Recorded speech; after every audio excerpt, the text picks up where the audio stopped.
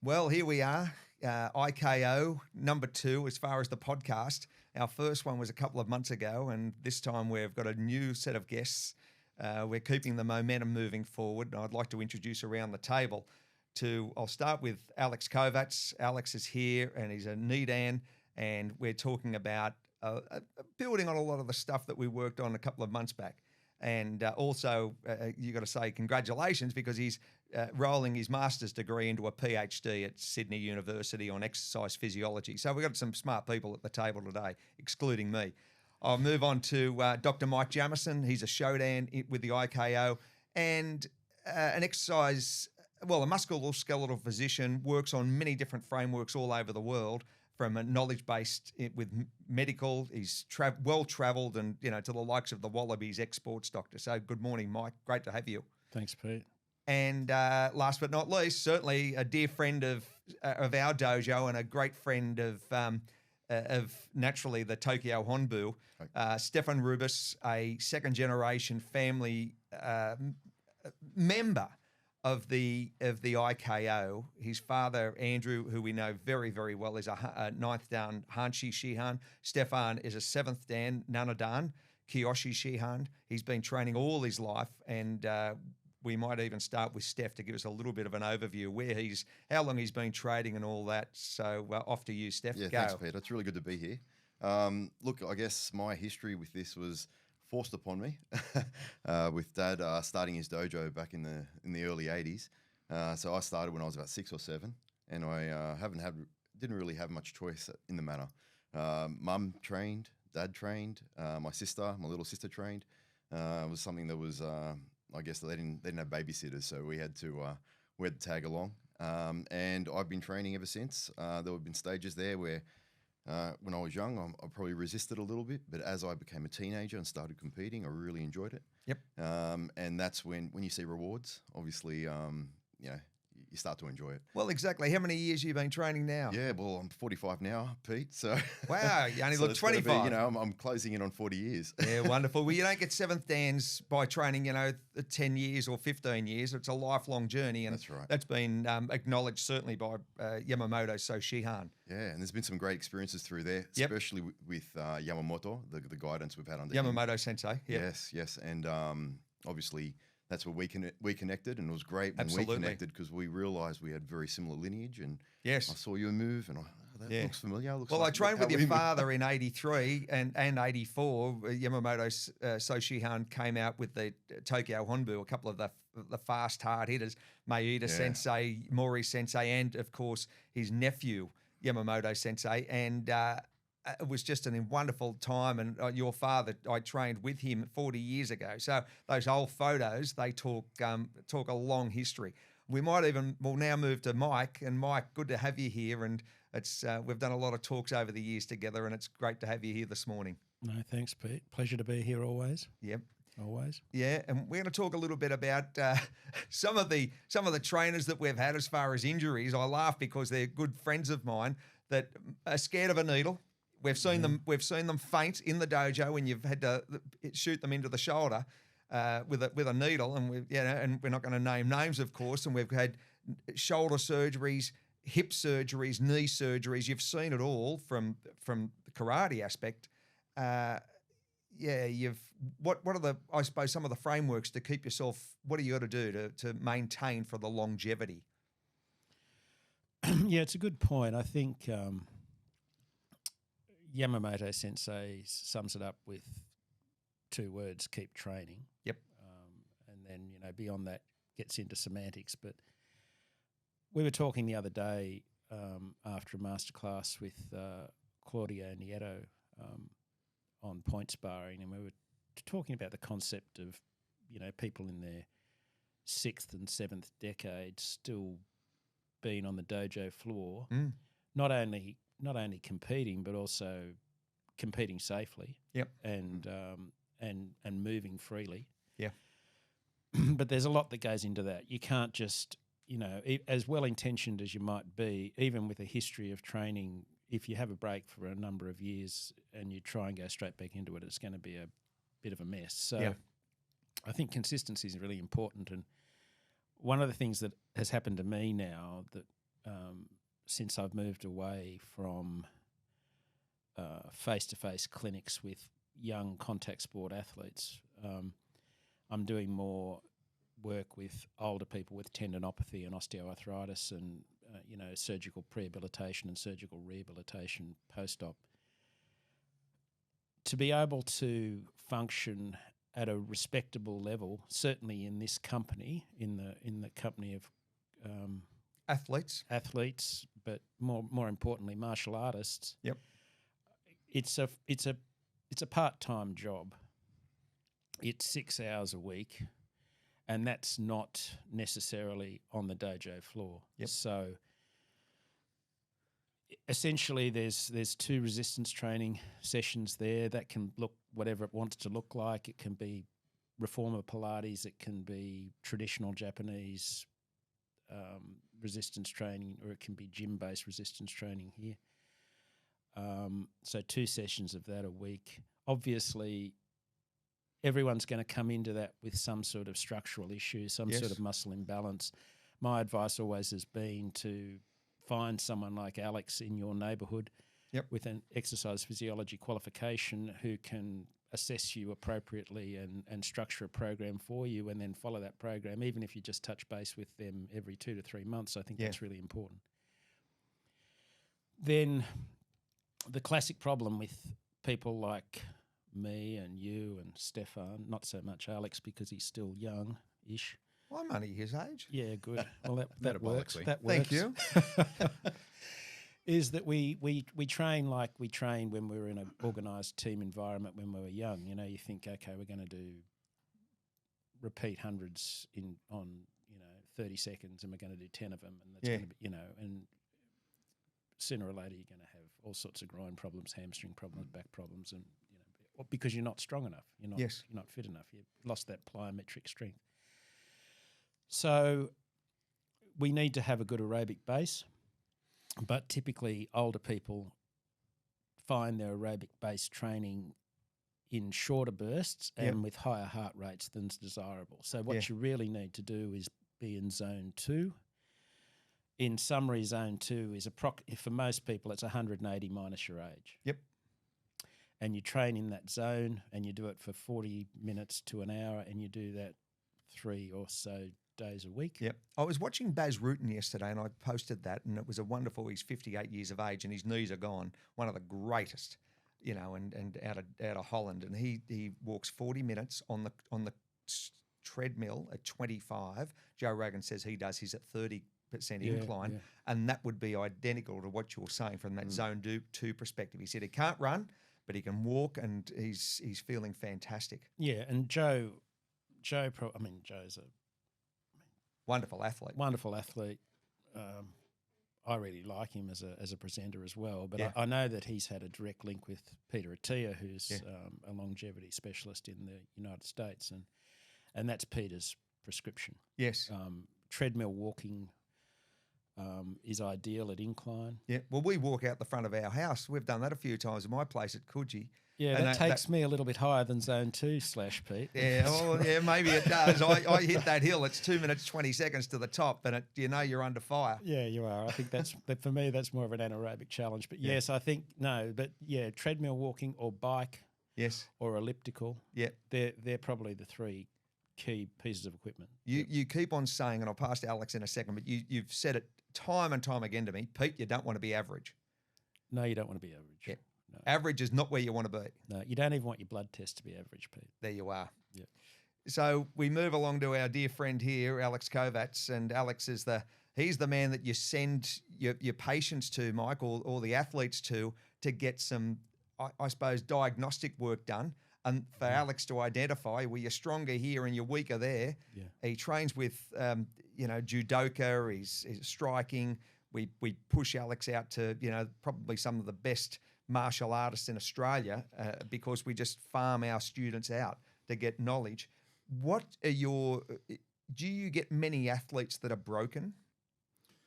So if I see anyone who's broken, they usually haven't done anything since their 20s, and they come to see me in their 40s and 50s asking or saying, I can't do this because I'm in pain. A little bit of, so I'll dial back a little bit. So last podcast I talked about points 1 and 2, which is a bit more lifestyle based. And then what you want to look at after that is the programming. What are they doing for their exercise? Yeah. And that's where you start to look at what are their areas of weakness and how do you bring that up to a certain baseline? Yeah. And then you can work on them as a whole unit, as a structural process. See, this is the problem Stefan and I face, and you guys, your black belts, that someone walks into a dojo with a 9-year-old child, he's a 50-year-old man or woman, and haven't done any exercise, or you don't know anything, and really for the last 20 or 25 or 30 years, and they attempt to do karate. And we don't, we haven't got, we're running a class, and you haven't got the, sometimes you've got to be very strict as far as the knowledge-based undertaking to see what their limitations are, and it's nearly to the point of pushing them to someone like Alex and say, go get fit for 6 months. Mike used to always say that, and before you don't want them to end with Mike. You don't. Unfortunately, we don't want our students to ever see Mike. No, that's true. That's very true. And you must see that a lot. Yeah, I do. I mean, coming from a background of professional sport where everything's laid on. Yeah. Basically it's like military. You've got this captive group of athletes and it's yes sir, no sir, 3 bags full sir type of thing. We used to say, bring them in, give them to the S&C coach to get them fit. Strength and conditioning. Yeah, once they're fit, they can go to the coaches to actually be taught to play football. Yep. Strategy and tactics. And then when they get injured, they come to the doc, and then the process starts all over again. Yep. So I love that mindset. I think it works perfectly well. But of course, you've got to have all the members of the team. Yep. Now, IKO Sydney, we're lucky because we do have all the members of the team. And but I've said, we talk about gradings and it's what you do on the dojo floor. But I've often had quiet conversations with Alex about, what we really need to do is set some benchmarks of physical capacity for the actual karate to be safe. Yep. And to have longevity within the sport. Yep. So like you said, if the problem that we've got at IKO Chippendale is that every class we run is like a master class for an hour and 3/4, and it's not really the ideal environment for newbies, beginners to come to. Yeah. However, having said that, if a beginner walks in the door, that's fantastic. But the first person they should be talking to is Alex. Yep. Get an evaluation. That's right. And then when Alex is happy with them, then they can come to do the class. They can do the class, and they can do it in a way that's safe for them. Yep. And safe for the people that might be. Well, then you know where your benchmark is, right? So then from there, you know how to tailor their training. So it gives you a bit of absolutely. You got to cater for everyone. Yeah, exactly. And coming from your perspective, wouldn't it be nice to know that everyone standing in front of you was fit and safe and strong and ready to go? Me inclusive, of course. Yeah, that's right. And what I found is the important thing there. You say he's training outside the dojo, because what I see is most recently I did an ACL knee injury, maybe 4 years ago, and on the back of that, all my rehab, which forced me into the gym, that was when I just came back to my best. Yeah. Because I was forced to do all that external training to get my knee right, and then all of a sudden I was focusing on my lower body, because usually when you're a young bloke, you just do chest and arms, the usual thing. But that was great because that just put me on the right path. I'm like, oh yeah, I need to remember what this feels like. Yeah. It's important. Yeah, absolutely. And that's why the Japanese do so much Hojo Undo. They're doing it as a lifestyle. They do it daily, and you've seen that. And Alex, what are you deadlifting these days? I can do 220 for 2 reps at the moment. Yeah. So strong. I can what are you by looking weighing? at you. I'm weighing just under 100 kilograms at the moment. Okay. So, you And for the international audience, that's 220 kilos, not 220 pounds. Yeah. Yeah. Exactly. So it's nearly 500 pound. So it's a fair bit of weight. That's how you get strong. And if you're going to do judo with guys that fight all over the world and they're 95 kilos, and they're at top 10 in the world, you've got to be strong. you've got to have some muscle, and that's the other thing. What I've noticed more than anything is sarcopenia, and all the data that I read and I constantly review, that's muscle wastage. And when you're seeing 10% of the population losing muscle mass from 50 years of age, Mike, that's chronic. We spoke about these 6 hours as far as training, but then you need to do the food right. You need to have all of those mechanisms, the hydration, the sleep, the not only the rehab, but the dietary to function as an athlete is so important. Protein intake. Well, you just hit it with, I mean, every job's got its own language, hasn't it? Yep. But those 4 pillars of health and wellness, nutrition, hydration, sleep, and training. Yep. They're all equally important. Yes. I don't think everyone's got their own barrier to push, but I think they're all equally important. And the hardest one of those 4 is nutrition. Yep. To be spot on every day. Well, to be spot on every day, but once you hit the 6th decade, and that's for everyone, that's 50. Yeah, it's protein intake is critically important. Yep. But that's your sarcopenia. Well, yeah, and whether we choose to accept it or not, protein synthesis requires certain amino acids, and their dietary found. Yep. Cattle have 4 stomachs, therefore they have the capacity to turn grass into certain amino acids by virtue of that process that humans can't. So humans do need to consume protein, and they need to consume it in reasonable volumes. Levels. If you're eating like our Japanese counterparts with nice lean fish and vegetables, that's really good. But 120 grams of salmon will only yield you 20 grams of protein. Yep. And in Australia, that's relatively cheap to buy, but it's still expensive for the average person. So you've got to find some supplementation somewhere. And I think, whey protein's a pretty good place to do it. And you can buy that online, or you can buy it through shops. And, providing you keep the sugar content down, it's a good way to go. Yeah. But I think the average 50-year-old plus individual who's training probably needs to have a protein shake at least once a day to supplement their food, and their food otherwise just needs to be whole food. Yes, whole foods is everything. Yeah. Yeah. How many grams a day of protein you on? So I aim for the 180 to 200 grams per day, but I'll fall short normally about 150 to 160 grams per day. After that point, it's a slog to keep chewing all of that protein. Yeah. That's exactly right. Yep. Yeah. It's this. None of this is easy. No. And it's pricey. Yeah. Right. So that's 2 or 3 steaks, some chicken, maybe a protein shake, protein bars, and that's all top quality stuff. That's Grass fed. cheap, grass fed. And when it comes to protein powders, you got to make sure you're avoiding the soy proteins and getting the whey proteins in. So if you don't want all the fillers, you got to spend more money on that. Yeah. Yeah. If you want to function and look like an athlete, it costs a lot of money to be an athlete, and that's as you keep on saying, don't want to be the average. And average ain't where you want to be.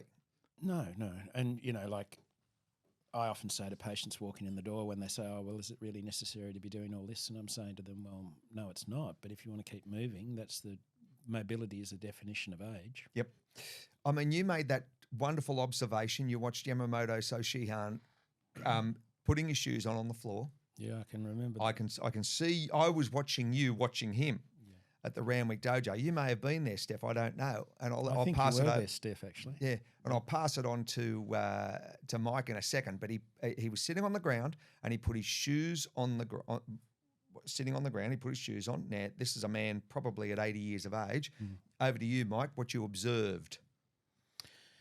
Yeah, well, we'd done a grading. I think it was a master class. There was people from all over the place, and he'd finished training, and he was taking off his gi, and he just threw himself down on the ground in a cross-legged position, put his shoes on, and then sprung up without using his hands to get off the ground At 80? At 80, and by anyone's measure, anywhere around the world, that is an incredibly accurate assessment of your mobility capacity to be able to go from a seated position on the ground and get straight up without using your hands. Yeah.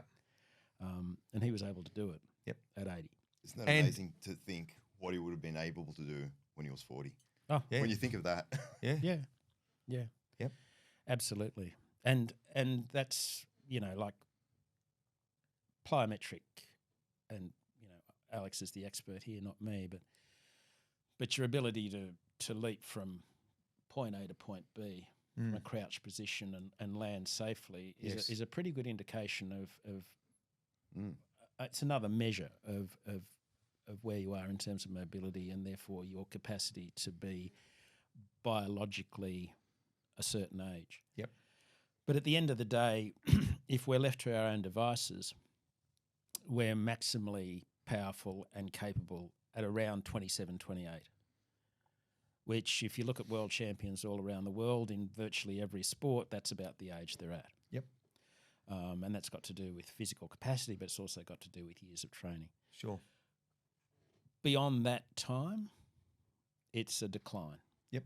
So to arrest that decline, you need to work really hard. You need to eat really well, you need to sleep well, and you need to drink. Yep. Lots and lots of water. And try and keep it at water. Yep. Try and stay away from anything that's carbonated. Exactly. All right. Yep. And a couple of a pinch of salt, good Celtic sea salt in the water, and from a hydration standpoint, minerals. Yeah, for sure. And, you know, I don't even mind.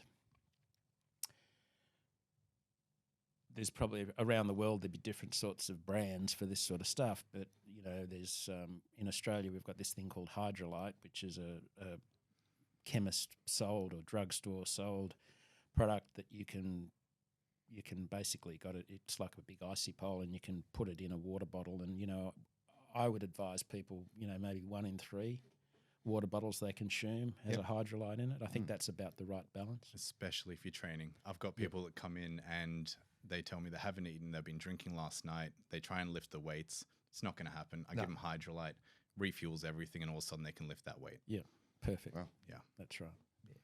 A big percentage of the population are dehydrated, and Absolutely, they are. you know, so that's the, you know, and constipation and all of those things. We'll cover those in further podcasts. But you know, these are the issues that you face because they walk into the dojo and you have no idea how they're functioning, and you look at it and you go, well, hang on, they can't do any of this, and this is really a wake up call for everything. You go to Japan, there's nowhere to hide.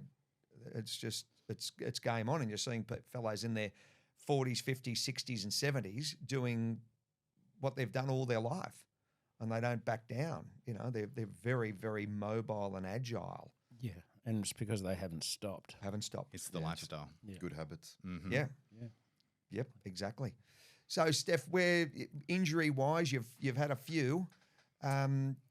Take us through a couple of them and what you've done to more or less keep yourself functioning. I guess my knees have been my main problem. Yep. I was, from a young age, even when I was in my early 20s, I used to be around all these older black belts and think how lucky I was that I've never had a major injury until I actually had one. Yep. And then you think you're bulletproof until you're not, you know. And I did, in a tournament, I got kicked in the knee and I had to have a little cleanup on that one, which wasn't too major. But yeah, I guess 4 or 5 years ago, I had the ACL.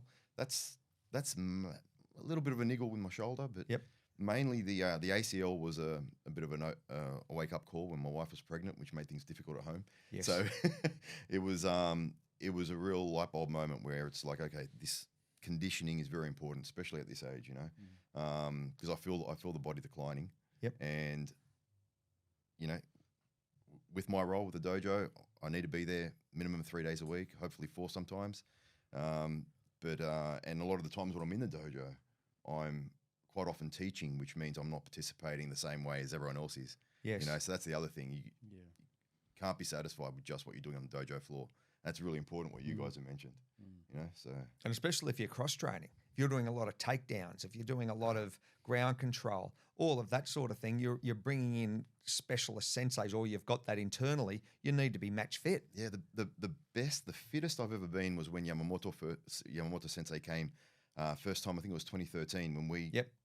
spent some time with him, and I had been doing Pilates for about hot yoga, Bikram, for about 6 to 9 months leading into that, and I was just core was switched on, good hard training. I was bulletproof back then. Yeah. You know, and yoga is so.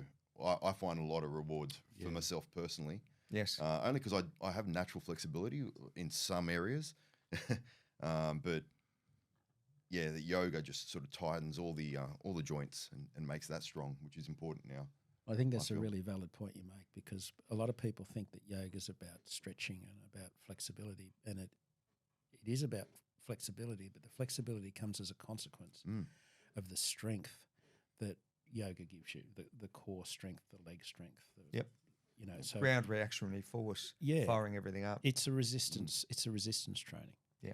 Yeah. And, And there's so much of it in. when you think in about some of our Goju. high level cutters, Yes. in the amount of core control that we need, it does relate.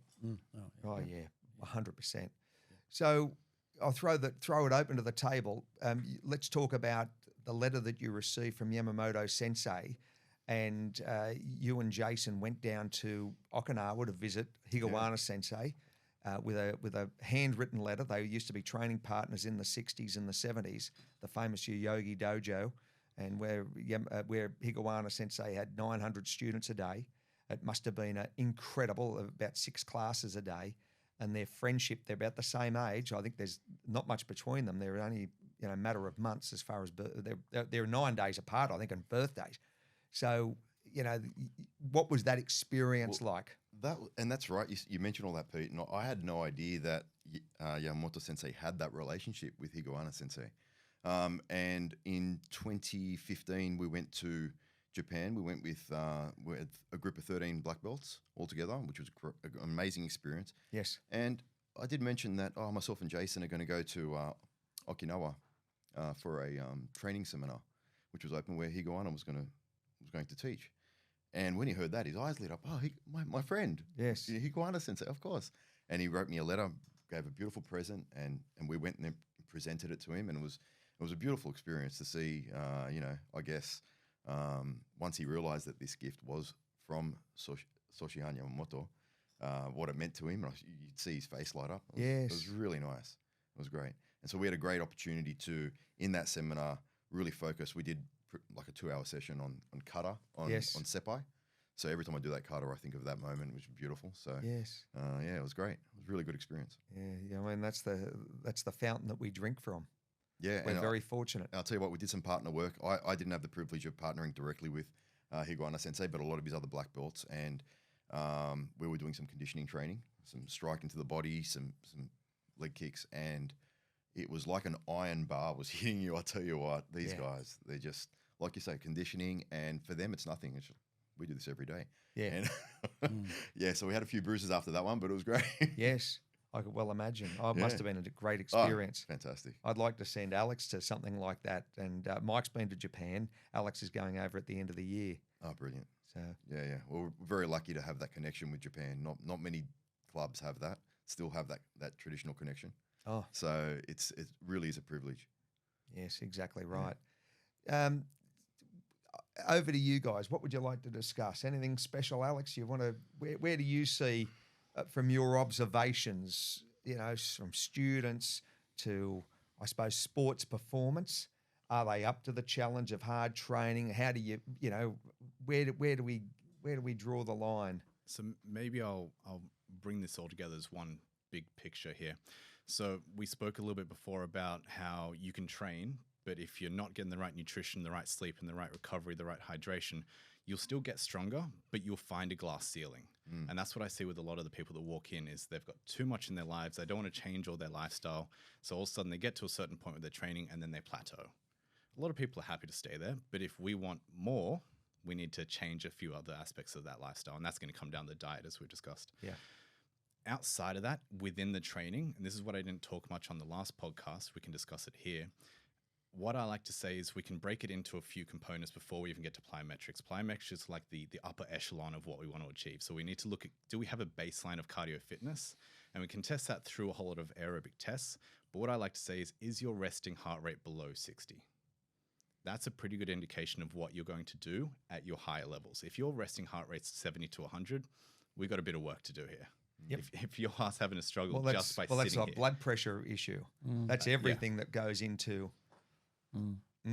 As the doctor's nodding, going, yeah, yep, go on. And then it's the next level with aerobic conditioning is not so much how hard you can go in that aerobic conditioning, it's your response afterwards. How quickly can you come back down to that baseline?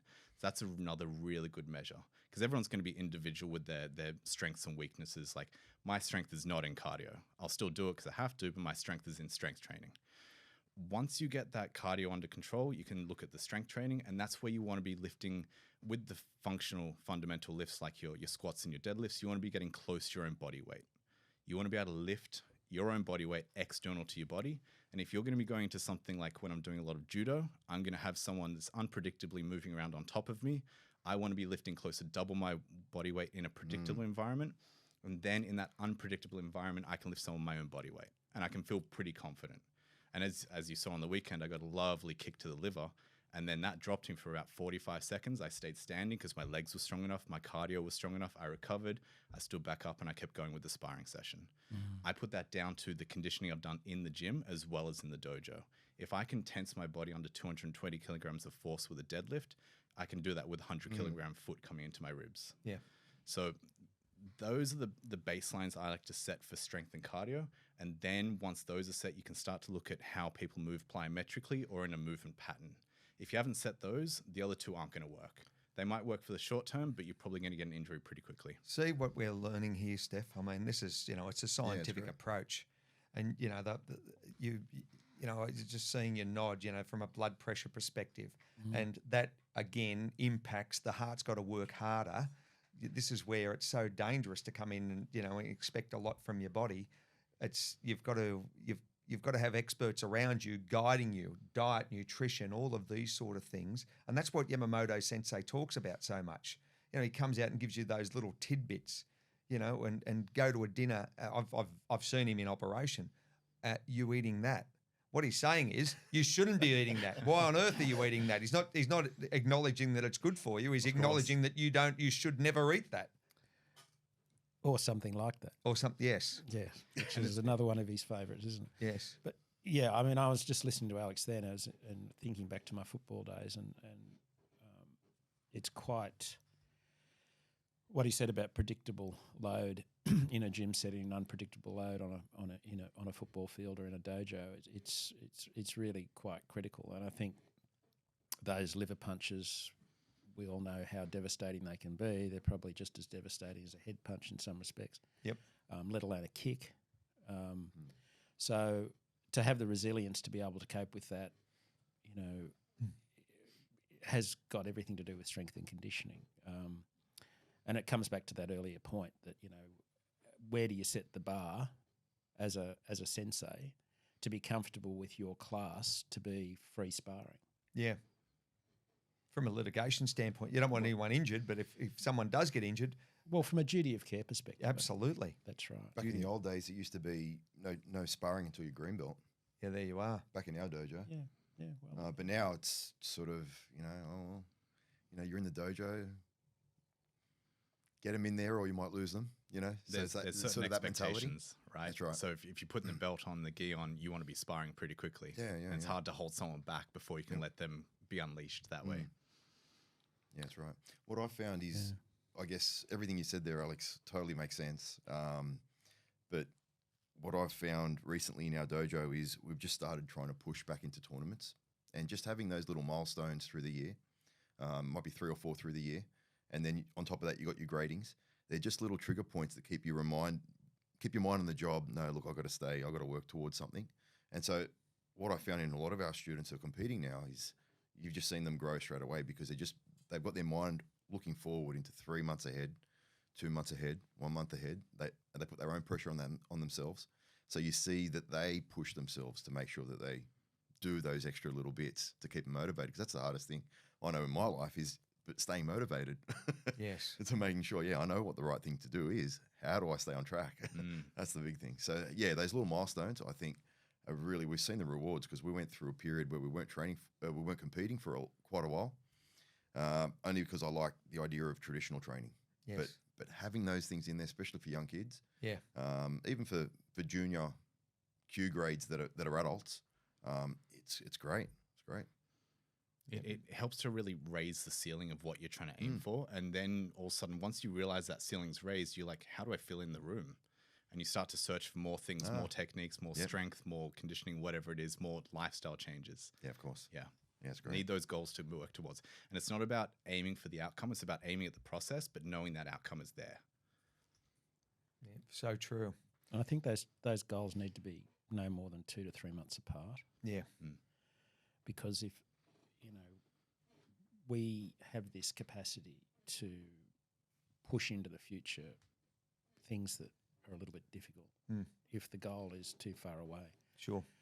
So to Stefan's point, having gradings, having comps every 2 to 3 months, some sort of formal test of your capacity. Yep. You might think twice about, as you said, a poor food choice or missing a training session or not going for that slow run or whatever it is that you need to do to get you where you need to be. But the other thing I think is the thing that I find, and I was talking to a friend recently, introducing them to my cohort of friends. Are we included in that? You cohort? are, but you haven't. But you weren't part of this introduction. But of course, you will be, of course, Peter. But it was interesting that everybody has some sort of athletic background. Yes. Whether it's football, whether it's martial arts, whether it's swimming, surf clubs, whatever, horse riding. But that's the connection. It's a really base level of connection that I have in my life, and I think in this room we've all got that. Yes. And I think partly it's because it takes so long to become proficient at a sport. You're surrounded by sporting people, then you sort of get used to that mindset. Yes. That's what you become comfortable with. Yeah. And that's what a dojo gives you, particularly going into your senior years where people, as you said, kids, responsibilities, you fall away, you get caught up in all that, and then you pop out the other end, as I have, and your kids are now in their 20s and you've got all this time, and suddenly you're running out of excuses to look after yourself. Yeah. You just need to make sure that the 20 years in between wasn't a complete breakdown. Shutdown. That's right. Got to go into maintenance mode. Exactly. That's exactly right. And that's where the sarcopenia at 50, because they have been just sleeping on the job for 25 years, and they lose muscle mass and strength. That's that grip strength. You always said that's the benchmark. A handshake tells you, nearly to the point you've said, that you can gauge someone's longevity off their handshake. That's right. You can. I mean, that's proven. That's just not me being anecdotal. That's actually proven. So, that's a very valid measure. But it speaks to your capacity to remain strong and your capacity to remain flexible and mobile reduces your risk of surgeries. Yes. Because of tendon tears and, in my game, tendon tears being primarily ones we worry about. And if you have to come back, as I recently have, from a 6-month rehab on a shoulder cuff repair, my biggest fear in all that was not, is my shoulder going to reach a point of functional movement again? Because ultimately I knew that was going to be the case. My concern was, how many kilos of lean muscle mass am I going to lose during this recovery period? Because at my age, at 57, that's pretty hard to get back. Very hard. So you really want to stay away from the surgeon's knife, because you don't want to have to go through those months of rehab. And in order to stay away from the surgeon's knife, you need to make sure that you're physically as good as you can be, and you're not placing pressure on tendons because of incorrect movement patterns or incorrect balances of strength. And that's where people like Alex come in. Yep. That's a big... I remember when I did my ACL, before I was scheduled to have my surgery, doctor's orders, I had to build those muscles up. Even though ACL was gone, I had to be on a bike 40 minutes a day, 7 days a week, leading into the surgery to make sure I had good blood flow and good muscle. And that's a in good there. surgeon. Yeah. That's a good surgeon that would advise you to do that. Yeah, that was quite interesting you say that. Yeah. I never thought about the opportunity of losing muscle while you're recovering. Yeah, That's right. absolutely. And the older you are, the quicker it strips off you. And the longer you've been training, the slower it strips off you. So if you've been training from 12 until 55 and now you need surgery, that's going to be a slower process to lose that muscle. If you've only started training in the last 5 years, 50 to 55, and now you've had to go for surgery, that muscle's going to go a lot faster. Yeah. So maintaining that muscle mass is paramount. Yeah. Makes sense. Yeah, absolutely.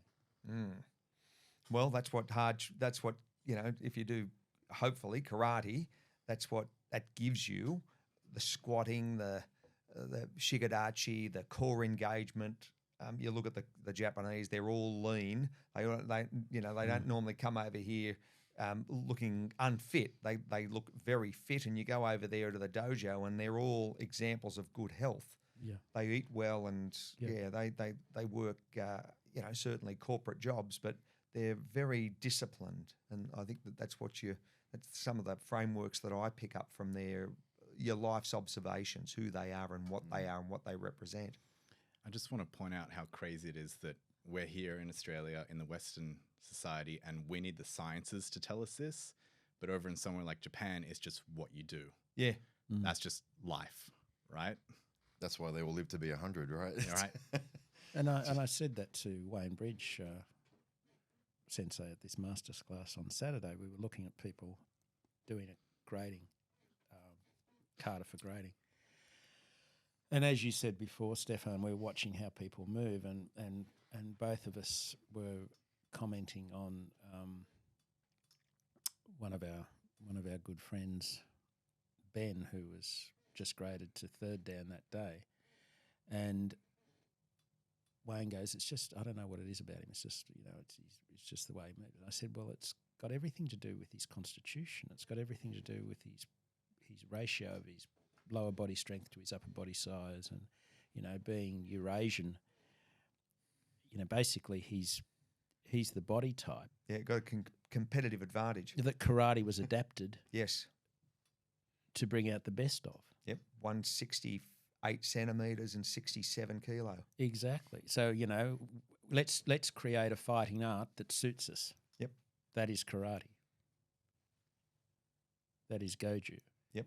So as you say, here we are, Westerners, trying to come to terms with an adaptation of ourselves to be able to perform against. And let's face it, when we're comparing ourselves to the Honbu dojo, it's the cream of the crop. So we're setting the bar pretty high. Yeah. But why not? Well, yeah, why not? Exactly. Well, that's what I think. To walk away with a black belt, you should be able to walk into Tokyo as a practicing black belt anywhere in the world and fall straight into class and be right that you're respectful of your grade. Yeah, that's exactly right. That's the onus on the instructor to identify that. That's right. And think about that when we go there. I know that if I was to go to Japan, I would have to prep. I'd have to train hard and get myself ready to be at a higher level that I normally would be. And I walk into that dojo and I'm trying to keep up with them. Yeah. You know what I mean? Whereas that's just like another Tuesday for them, right? That's right. Just another Tuesday. Yeah, that's right. Yep. Yep, absolutely. And that's that's a very much a wake-up call. It settles. I mean, at your grade, Steph, you don't sit in the front row.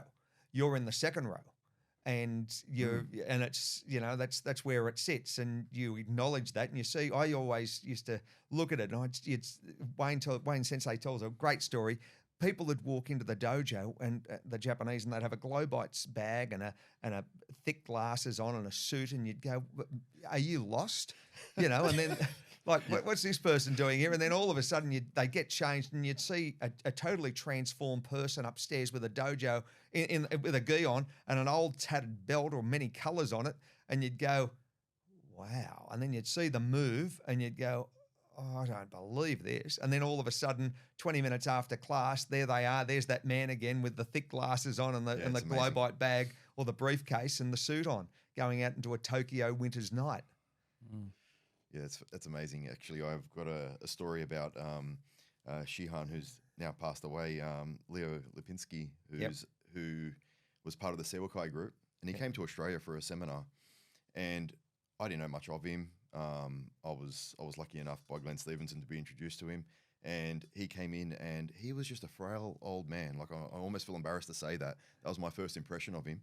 Had a little bit of a limp. He wasn't moving well, and then he got trained, and he was doing some Kihon, and he did a punch on me, and I went across the room. It was amazing. Like he knew how to connect to the ground. There was all those little small things and obviously he's a very high level, but it's just, and then you see him get dressed afterwards and walk out. I'm repeating your story, Pete, but I actually lived it. And then you're looking at him in a different way, saying he would put me on my backside, and I can't believe the way I judged him. 2 hours ago, right? Oh yeah, it's quite amazing. You start to look at people differently on the street, right? Oh yeah. Oh, yeah, very much so.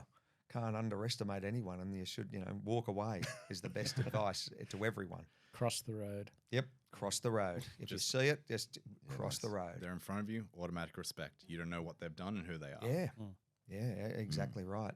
Where do you want to run this, guys? Alex, you got some? I guess one other thing we can talk about is like injury prevention and coming back from injuries.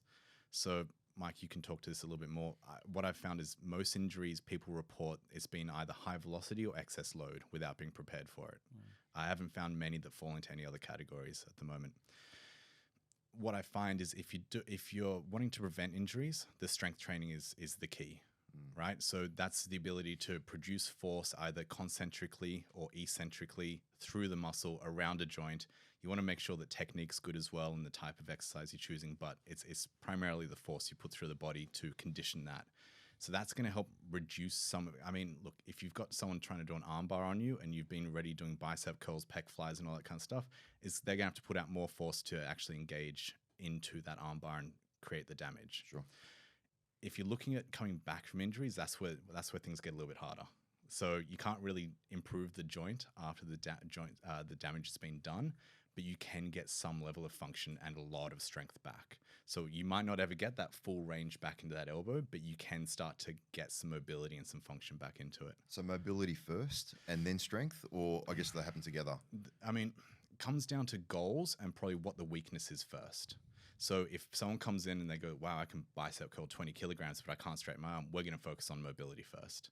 If someone says, I've got a bit of extra mobility now, but I mean, I'm really weak in the arm, we're going to focus on strength first. So it's a case-by-case situation where you got to really assess who's in front of you and what the best plan of attack is going to be moving forward. And it changes over time, doesn't it, Ali? So I know that I've got one of my black belts at the moment. He's actually out with an ACL. He probably had surgery 6 to 8 weeks ago, and he's now walking around. He's contributing to the dojo, but he's not doing anything too extreme. But you see, even his emotional journey, he's up where he's feeling like, oh, it's great now, and then the next week he'll be like, oh yeah, it's not the best, and yeah, well, it impacts their mood. Yeah, oh yeah, big time. And you see it should change over time. If nothing's changing over time, I don't think you're having a good result.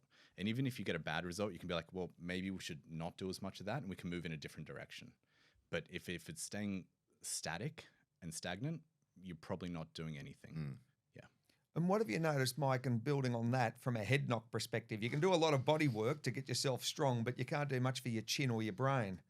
And you must have seen some, well... I've got some advice on that one too.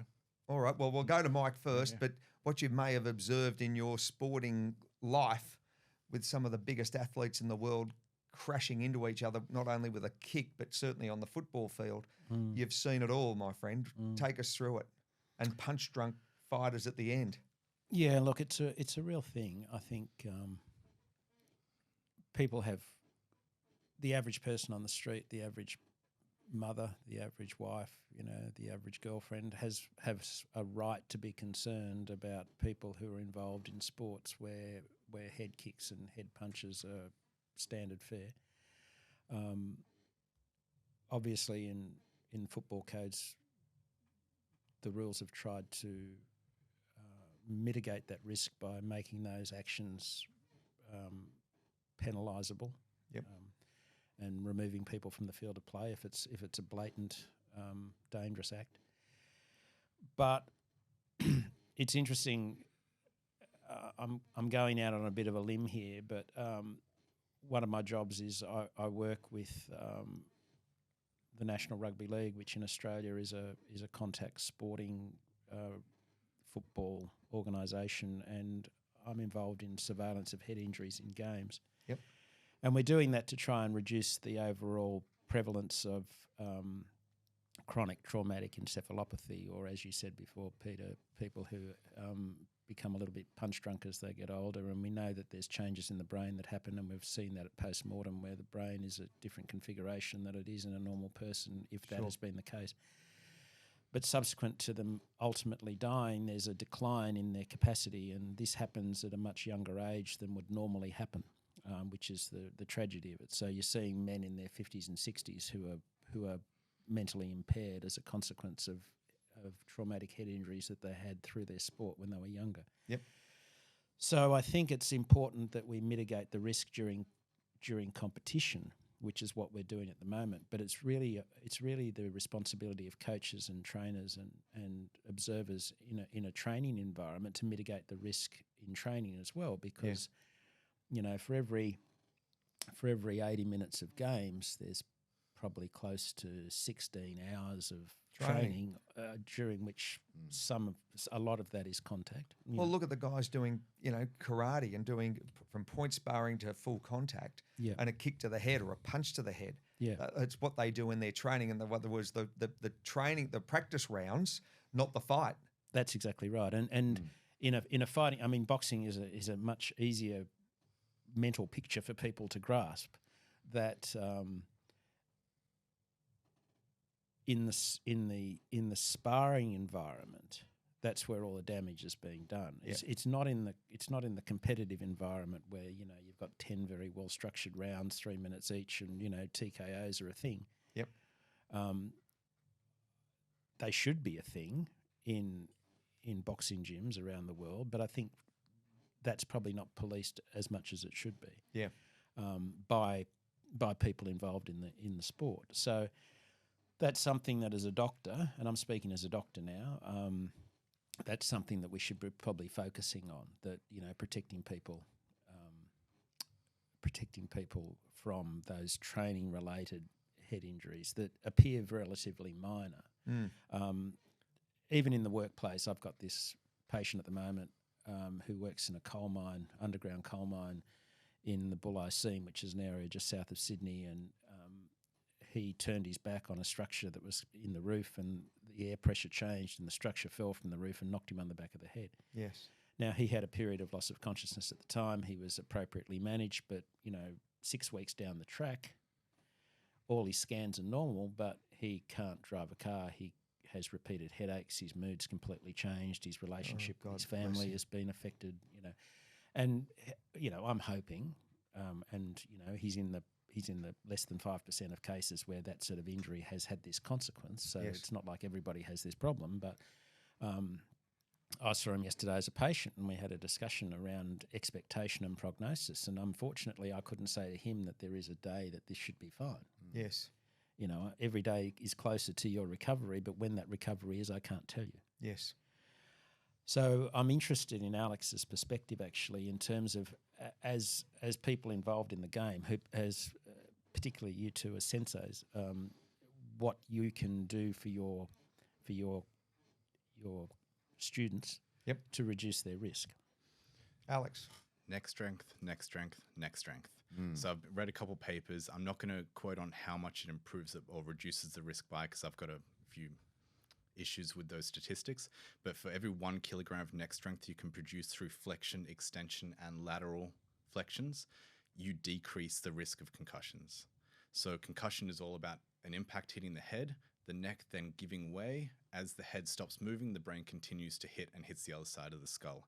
So if you can limit how much movement happens in that neck, you decrease the incidence. That's your stabilizer, right? They're the stabilizers. So punch resilience. Punch resilience. And you can do that through isometrics and concentric eccentric movements. So isometrics, you just need to look at Mike Tyson and his neck bridges. Yes. The forward neck bridges, leaning on the forehead, leaning on the back of the head, and then even you look at wrestlers and they're going all the way around their body just on the top of their head.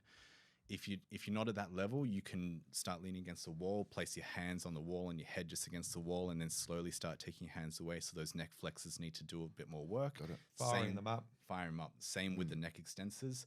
Once you get a lot of isometric strength, almost to the point where you're pretty close to about 45 degrees to horizontal and you can maintain that neck strength, then you can start to add in your concentric and eccentric movements. So I've got this one device that makes it a little bit nicer, but you can just put a plate on your forehead, have your head hanging off the back of a bench, and just slow movements. Yes. Contracting that, right. pulling your chin towards your chest. And from all the judo I've been doing, you land on your back a lot of the time, and the number one rule, keep your chin tucked to your chest. Yes. The moment that head goes back, you not only do you increase the risk of hitting your head a second time, you then have that brain hitting at the back of the skull or the front of the skull, whichever way it is. And this is all training, not in the This is the outside. competition. This is they do that sparring wise, you know, and Yeah, of randori in judo. So that's all preparation to limit the risk, right? Yeah. Yes. Is there anything to do? Say you have been hit, right? So this is something that sort of is never discussed, because I follow league as well, and I know that if you get a bad head knock, you're out for 11 days. You can't train, do any contact. Are the players doing anything to limit the risk? I mean, can you, or is the damage done?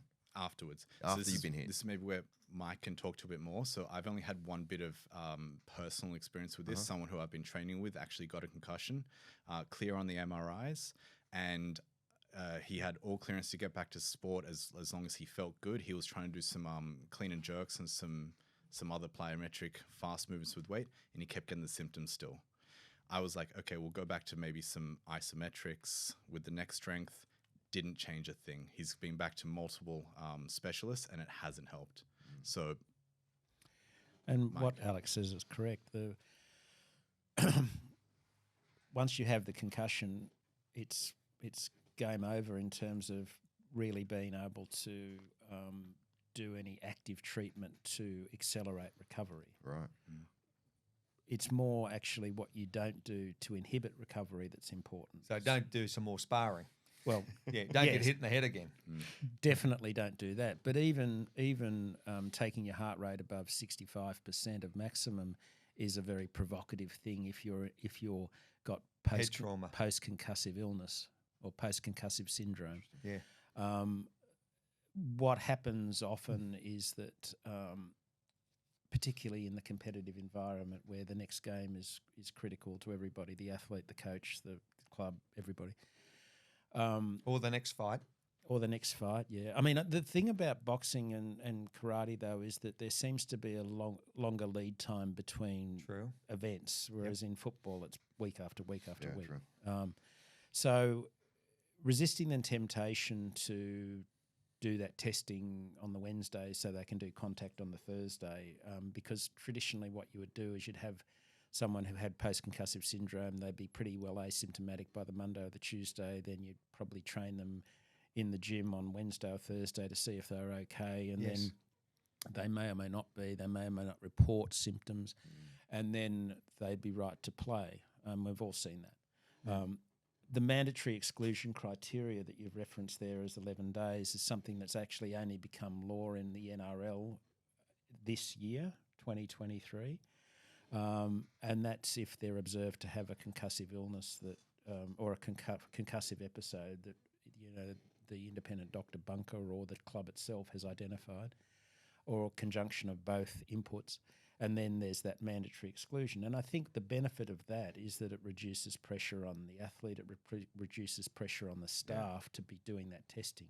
And this patient of mine, I believe, was getting frustrated with his lack of progress, and I think he was trying to do too much. And so now I've just had to say, look, can we just back off? You know, stop being the best grandfather in the world, stop being the best dog walker in the world, stop being the best housekeeper because you're at home and your wife's at work and you feel guilty that you're not contributing. You know, just be still.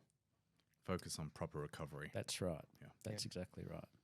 But it's a difficult thing because when medicine can only really offer you a lot of things not to do, patients get very frustrated. Mm-hmm. People want to be told you need to do this, this, and this to get right. you know, And a time frame. and a time frame, and you know, it's not 48 hours, right? I Yep. know what to do. And because we're all used to this television concept of recovery. Yeah. You know, people recover within a 60-minute episode. So why Yeah. haven't I recovered? And it's been 4 weeks. Yeah. Yeah, great way of looking at it. Yeah, it's tell live vision. So in that, and we've covered enough territory, is there anything, Steph, that you'd like to add to this podcast? Any experiences, anything that you think is relevant to students all over the IKO world to take on board? Yeah, look, I guess just the sense of community that we have. Yes. You know, obviously within our dojo, we've got a great community. It's almost like a family. We call it the Roubas family. You know, I'm lucky enough to have the Roubas surname, but a lot of my students consider themselves Roubas family members, which is fantastic. And even this kind of environment, knowing that you guys do karate, I instantly have a connection with you. It's a beautiful thing, knowing that, you know, something that I've committed my life to. I know that we're all on a similar path. It creates great connections. Yes. And it's really a great environment in a dojo to be able to connect with other people. I think that I encourage a lot of people to do it. I'm really grateful that we do it, and it's beautiful when I get to meet people that I know that you train, and I know that you probably have your own version of Seonchin and a few other cutters, and I can't wait to see you on the dojo mat so I can see how you move and we can compare notes. Like it's straight away. It's great, right? Prepare for I love that, disappointment. and I just I just love connecting with people that share these common interests, because you don't see a lot of karate out there. Yes. So when we do meet, I think it's fireworks. I love Of course. Mike? I'm totally with Stefan. I think the depth of the relationships that happens over the course of years in this sport, if we call it a sport, lifestyle, way of life, whatever you want to refer to it as, I think there's a depth to it that's very similar to a footy club. Yep. And it's interesting because in a footy club, there's always the opposition to focus against, whereas in a dojo there isn't. I mean, occasionally there's competition, but somehow that camaraderie and that support and that mutual trust is fostered within a dojo, and I think it's quite unique. Yeah. And you know, you've got men in their 60s who I think have very solid and meaningful friendships with people who are 30 or 40 years younger, and in most aspects of society that probably doesn't happen. I mean, in Australia it probably does in surf clubs and that sort of thing. Yeah. So maybe it's an Australian thing, and I haven't lived in other countries for long enough to actually see a parallel. But yeah, I think the bonding and the unspoken connection between karateka around the world, and these sort of things where the IKO is bringing everybody together helps foster that too. So thanks for organising it, Pete. You're more than welcome. Thank you for attending, to both of you. Young Alex, what would you like to add? I'll just keep it short and sweet. As someone who's going through it, new at the moment, still quite young, it's nice having it all wash over me from being surrounded by mostly older gentlemen who have been through it and come to their own conclusions and still growing, and it's all passing down to me. I've noticed a huge improvement in my professional and personal life as a result directly of my experience so far. Oh, that's lovely observations, and to be able to be self-analytic and to take on board that. Well, that's all that any sensei wants. You only want your students to be good, rounded people. And so in that, I want to thank Stefan Roubas, 7th Dan Kyoshi Shihan from Sydney. I want to thank Mike Jamieson, Dr. Mike Jamieson, Shodan from IKO's Chippendale, Alex Kovats, Nidan from IKO Chippendale, and a student at Sydney University. And it's me signing off, and I look forward to our next chat, and we'll have each other, the team back again in subsequent programs. So in that, thank you very much, and we look forward to seeing you at the dojo. Take care, everyone. Thank you. Thank you.